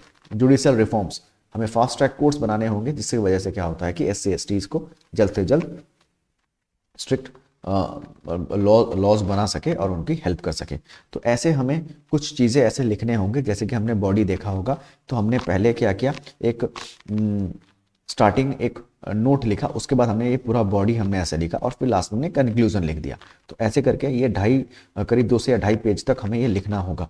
ठीक है, 15 मार्क्स के लिए कुछ इस तरीके से हमें लिखना होगा। नेक्स्ट आ जाते हैं नेक्स्ट क्वेश्चन में, compare and contrast India's national education policies of 1986-2020, 2 साल जो है NEP 1986 से 2020। Also examine the main challenge for the successful implementation of NEP 2020। पहला क्या है, विजन्स एंड गोल्स। ठीक है, NEP के विजन क्या था, NEP का विजन क्या था, focused on universalising primary education. ठीक है, प्राइमरी एजुकेशन को 1986 में ही था, primary education and promoting equity in education with particular Mphasis on marginalised communities. जो मार्जिनलाइज्ड कम्युनिटी है, SC या STs है, उनको क्या है, या अदर बैकवर्ड क्लासेस है, उनको पढ़ाई शिक्षा की दी जाए। ये NEP 2020 का एम क्या था, aim for holistic, multidisciplinary and flexible education that prepares students for future challenges with a focus on critical thinking, creativity and 21st century skills। जो आज के जो स्किल्स हैं, है ना, जैसे कि हमारे टेक्निकली हमें आगे बढ़ना है तो उसमें हमें ये सब चीज़ें सीखनी होंगी जो 21st सेंचुरी में हमें ज़रूरत पड़ेगी। ठीक है, तो उसको सीखना। Next, structure of education. NEP 1986 followed the 10+2 system prioritising formal schooling, rigid curriculum structure. NEP 2020 क्या है? 5+3+3+4 model emphasising foundation literacy, numeracy, early childhood education and integrating vocational education. जो हमने ये 21st सेंचुरी स्किल्स बताई उसमें ये वोकेशनल एजुकेशन भी include हो जाता है। ठीक है, अब करिकुलम एंड पेडागोजी, उसमें क्या NEP 1986 में क्या text book centric learning with limited scope for flexibility. NEP 2020 में क्या था? Promotes experimental competency based learning and multidisciplinary education integrating digital tools and vocational training। Higher education में NEP 896 में क्या था? Focused on expansion but had limited emphasis on research and global competitiveness. NEP 2020 में prioritize research in disciplinary learning and establishing multidisciplinary institutions with a focus on global standards. ठीक है, technology integration भी है इसमें 1986 में। Minimal integration of technology in education, इसमें क्या था? Strong emphasis on digital. पहले क्या था? मिनिमम, और इसमें क्या था? 20 में NEP 20 में strong emphasis on digital learning, online education platform, use of AI technology in the classroom. तो ये बहुत इंपॉर्टेंट एक टॉपिक हो सकता है क्योंकि रिसेंटली ये हुआ था तो इंपॉर्टेंट है। अब चैलेंजेस क्या है इसमें 2020 में? स्पेशली रिसोर्सेज कंस्टेंट, तो रिसोर्सेज बहुत कम है, टीचर्स ट्रेनिंग की बहुत ज़रूरी है, और डिजिटल हमें डिवाइड हो चुके हैं, डिजिटली हम बहुत पीछे पड़ रह चुके हैं, स्टेट लेवल वेरिएशंस आ चुके हैं, साथ में पब्लिक अवेयरनेस भी कम है। इसके वजह से हमारी NEP 2020 में बहुत सारे चैलेंजेस हमें मिले हैं। इवन हम AI का भी अभी सक्सेसफुल नहीं हो पाए पूरी तरीके से, जैसे कि हमने पहले प्लान किया था गवर्नमेंट ने कि AI को हमें सीखना होगा 6 से ऑनवर्ड्स, क्लास 6 से ऑनवर्ड्स ये सीखना ज़रूरी था, लेकिन अभी वो due to various problems, specially जो है वो क्या है, अपना पब्लिक अवेयरनेस है और हमारे जो रिसोर्सेस हैं वो कंस्टेंट है। इसके वजह से हमें क्या है, हम अभी पीछे पड़े हुए हैं, पीछे रहे हैं। ठीक है, तो अभी हमें क्या करना होगा? एक कोलैबोरेट, एक एफर्ट बनाना होगा जिसमें गवर्नमेंट जो है ना, गवर्नमेंट जो है, एजुकेटर्स जो है, इनमें क्या है, एक पोटेंशियल होना चाहिए, इनमें एक अच्छा एफर्ट होना चाहिए ताकि हम इसको आगे बढ़ा सकें। ठीक है, नेक्स्ट क्वेश्चन नंबर 14 में आते हैं। As per the global hunger index report 2020, India is position 94th among 107 countries। Identify the reasons for India trailing and suggest measures to eliminate hunger in the country. ठीक है, तो India position global hunger index 2020 के accordingly क्या है? 94th है ना, क्या है? 94th है। तो इसमें क्या क्या? इन एफिशिएंट पब्लिक डिस्ट्रीब्यूशन सिस्टम। तो अभी क्या है, हमने अभी देखा जो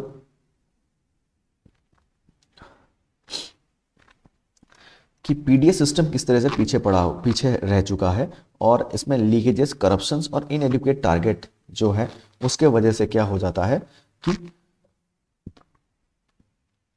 हमें पूरी तरीके से जो फूड जो हमें मिलना चाहिए वो हम मिल नहीं पाता है, जिसके वजह से क्या है कि हम पीछे रह चुके हैं। Poor implementation of the national food security act, ये भी एक वन ऑफ द रीजंस है जिसके वजह से हम पीछे हैं। ठीक है, अच्छा, income inequality and poverty, large proportion of the population still lives below the poverty line, BPL में है। ठीक है, limiting access to the nutritional food, तो अभी न्यूट्रिशियस जो फूड है वो भी नहीं मिल पाते हैं। Economic disparities led to unequal distribution of resources and food, specially rural and tribal areas में भी हमें ठीक से नहीं मिल पाते हैं, है ना। जस्ट ऐसे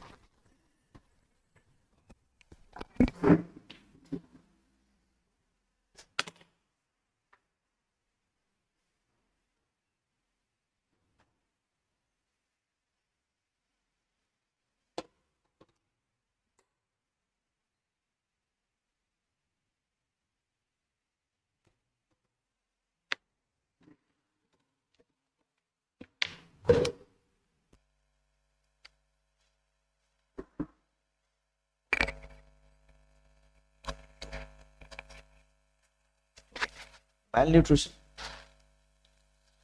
एंड अंडर न्यूट्रिशन, ठीक है, ये भी एक वन ऑफ द रीजन है जिसके वजह से क्या है चिल्ड्रन जो है वो मेल न्यूट्रिशन में है। इसी की वजह से high rates of stunting wasting and under nutrition particularly among children and persistent issues, ये प्रॉब्लम्स आ रही हैं, ठीक है। Inadequate maternal and child health care and poor dietary diversities, ये सारी प्रॉब्लम्स हमारे देश में है ना। एग्रीकल्चर चैलेंजेस भी हैं इसमें, issues like low agriculture productivity, हमने थोड़ी देर पहले ही फार्मिंग जो ग्रुप्स है उसके पढ़ा था। Climate change impacts, dependence on monsoon effects and food security, fragmented farming and lack of access of modern agricultural techniques hinder adequate food production, lack of awareness and education, हमारे जो awareness है उसकी भी एक बहुत बड़ा रीजन है जिसकी वजह से हम पीछे हैं। किस तरह से इसको एलिमिनेट कर सकते हैं, strengthen PDS and ensures targeting, address poverty and income inequality, focus on nutrition and health care, enhance agriculture productivity, education and awareness campaigns. तो ये सारी चीज़ें हैं जिसके वजह से हम क्या कर सकते हैं, हम अपने हंगर जो रेट है उसको कम कर सकते हैं।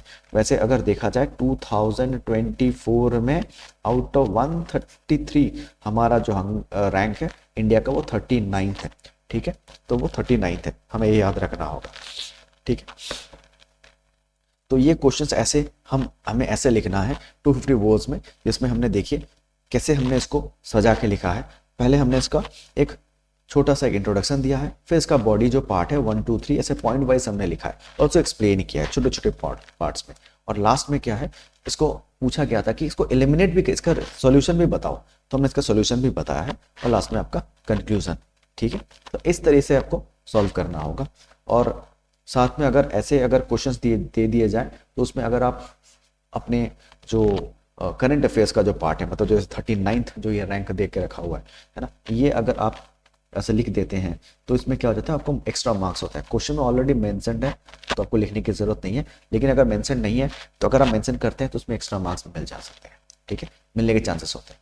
नेक्स्ट आ जाते हैं, electoral bonds are regarded as victory for transparency, however it is elect by certain political parties that it has resulted in money laundering and destroyed transparency in funding of the political parties. In this context, discuss the merits and demerits of the electoral bonds.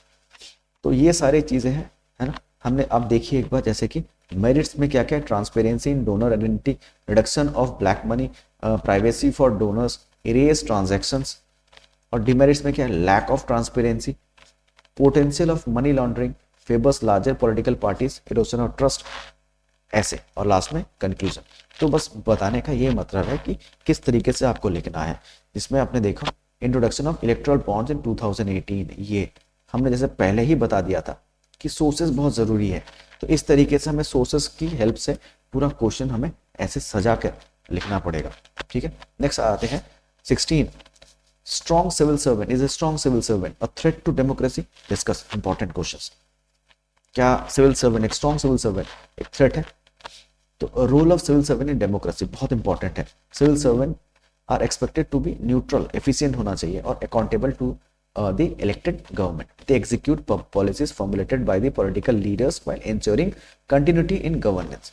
Their expertise and professionalism can enhance the quality of decision making, making governance more effective.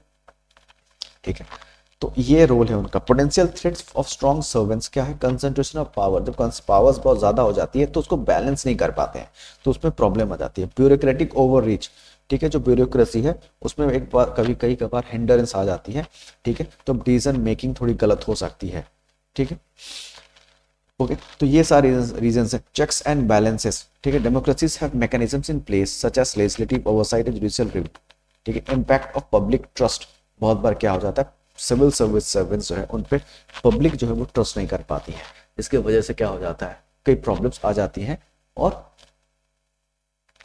कभी भी ये भी हो सकता है कि कुछ ज्यादा ही ट्रस्ट करना लग जाते हैं, इसके वजह से क्या हो जाता है कि अनड्यू फेवर्स, है ना, सर्वेंट्स जो है वो इन्फ्लुएंस हो जाते हैं और उसमें क्या हो जाता है, कुछ गलत काम भी हो सकते हैं। चलिए next, although Narendra Modi led government made a promising start with neighborhood first policy, but it is increasingly confronted with resentment in the South Asian region. तो उसको डिस्कस करने को बोला है। तो बोला गया कि जो नेबरहुड जो पॉलिसी उन्होंने बनाई थी 2014 में, ये क्या सही हुआ?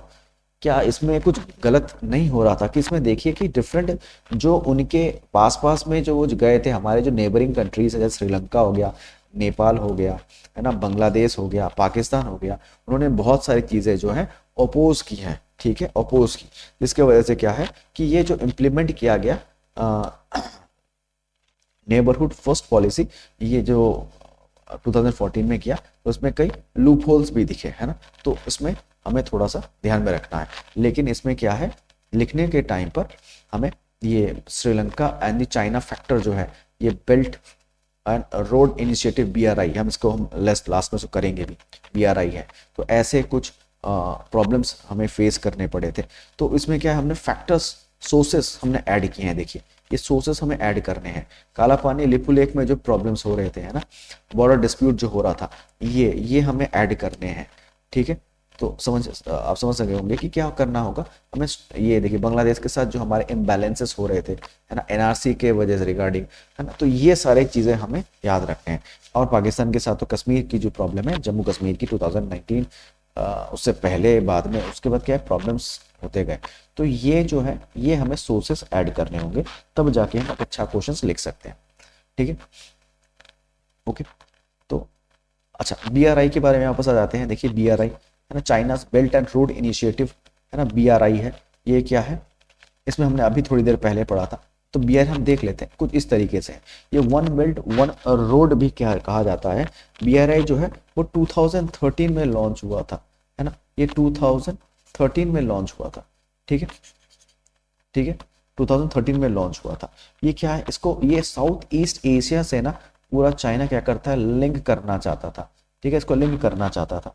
और इसको हम वन बेल्ट वन रोड का इसमें नाम भी दिया था। बाद में ये BRI नाम से जाना गया। क्लियर है। ये क्या है, aims to link South East Asia, Central Asia, the Gulf region, Africa, Europe with a network of land and sea routes, ठीक है, जमीन और आसमान, ये तीनों से जोड़ना, ये था उसका मेन उद्देश्य BRI का, बेल्ट एंड रोड इनिशिएटिव, ठीक है। तो हमें इसमें पूछा गया है इसकी गेम चेंजर है कि नहीं।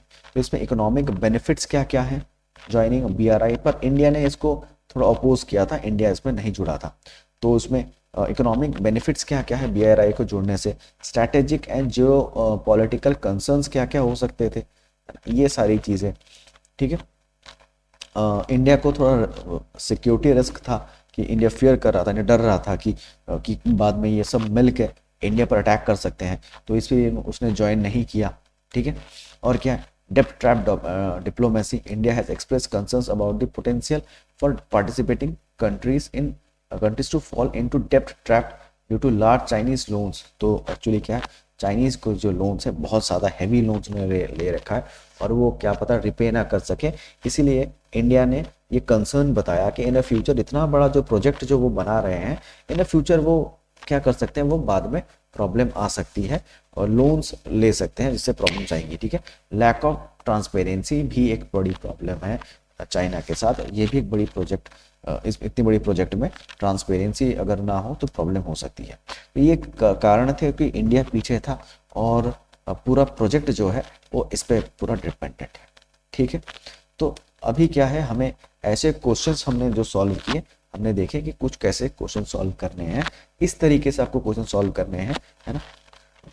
150 वर्ड्स के लिए कितने पेजेस लिखने हैं, 250 के लिए क्या लिखने हैं, कैसे हमें आंसर राइटिंग करने हैं, और साथ में हमें नेगेटिव मार्किंग हमें ना हो, गलतियां कम होनी चाहिए, और हम पॉइंट वाइज अगर लिखें और उसको थोड़ा करके एक्सप्लेन करें तो बहुत अच्छा रिजल्ट हो सकता है। तो ये अभ्यास कोर्स है, आप चाहें तो इस कोर्स को ज्वाइन कर सकते हैं। बहुत जल्द हमारे कोर्सेज लॉन्च होने वाले हैं, आप इसको देख सकते हैं। आप हमारे सेंटर में आइए, इसके जो क्लासेस हैं उसको आप अवेल कर सकते हैं। और सिर्फ सिलेबस, जैसे कि हमने बताया, सिर्फ सिलेबस खत्म नहीं होगा, हमें ये पूरा इसको डिटेल्स में मास्टर आंसर राइटिंग स्किल हम इसको बना देंगे, ठीक है। तो ऑफलाइन के जो प्राइसेस आप देख सकते हैं 5000 है और ऑनलाइन के 3000 है, ठीक है। और ये 15 सॉरी, ठीक है। तो ये हम कैसे कर सकते हैं, तो ये सारी चीज़ें जो है हमें याद रखनी होंगी, ठीक है। तो अभी नेक्स्ट जो है, ये सारे क्वेश्चंस जो हमने देखे किस तरीके से करने हैं, यही आपको अभी नेक्स्ट पूरे वीडियो में ही करना होगा। ठीक है, तो आज के लिए इतना ही, हम चलते हैं, फिर से एक नए वीडियो में हम वापस आ जाएंगे। आज के लिए इतना ही, नेक्स्ट क्लास में हम लोग नेक्स्ट टॉपिक के साथ वापस आएंगे। धन्यवाद।